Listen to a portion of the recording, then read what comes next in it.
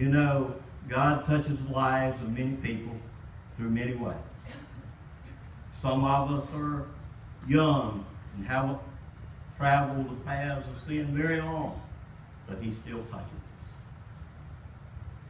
Some of us are hard-hearted and mean and cruel, but he still melts that heart, and they finally surrender that heart to God. For God sent his Son not into this world to condemn this world, but through him this world might be saved. Listen as we do the apple tree. Coming home, coming home.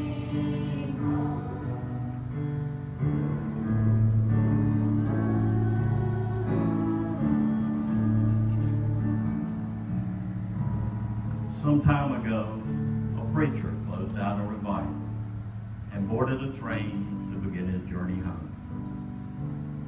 As he sat down beside this young man, he attempted to start a conversation by making comments about the weather. But the young man didn't answer, so they rode off in silence. But in a little while, the young man began to cry as the preacher reached over and placed his arm around his shoulders. He said, "Son, I'm a minister, and I'd like to help you if I can." The young man replied, "Yes, preacher. You see, sir, a few years ago, I grew so mean that I struck my father with my own fist. And as he looked up at me that day with tears in his eyes, he said, 'Son, you've grown so mean and so cruel that you're about to worry me and your poor mother to death. So I'm going to have to ask you to leave. Well, yes, you've got to go. But we're going to be praying for you and hoping for the best.'"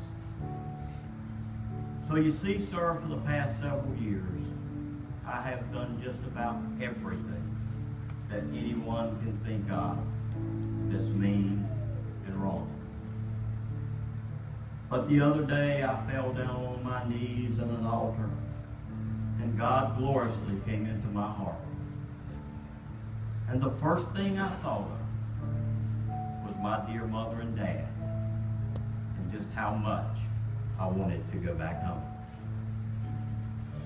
So I sat down and I wrote my father a letter. I told him I would be on this train, and if he could find it in his heart to forgive me and wanted me to get off, I would. This confused the preacher, and he asked, "Son, how are you going to know the Father's found this forgiveness?" Well, you see, sir, for years we lived with these tracts in a little house with a great big apple tree out back. And I told my father if he could forgive me, to just tie a white flag in that apple tree. As the train rumbled on down the track, the young man began to cry again. The preacher asked, "Son, what's the matter now?" The young man replied, "Preacher, we're almost there and I can't look. I'm almost home. I just can't bear to look."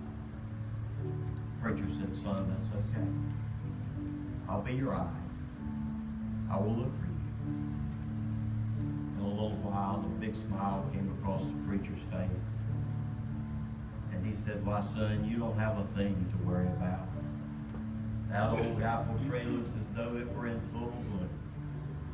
And there's a dear old mother and dad standing beneath it with a big white bed sheet that says, 'Come on home, son. We still love you. Come on home.' We have a Father in heaven today that regardless of how mean we've been, how much wrong we've done, saying to us, 'Come on home, child. I still love you. Come on home.'" Coming home, coming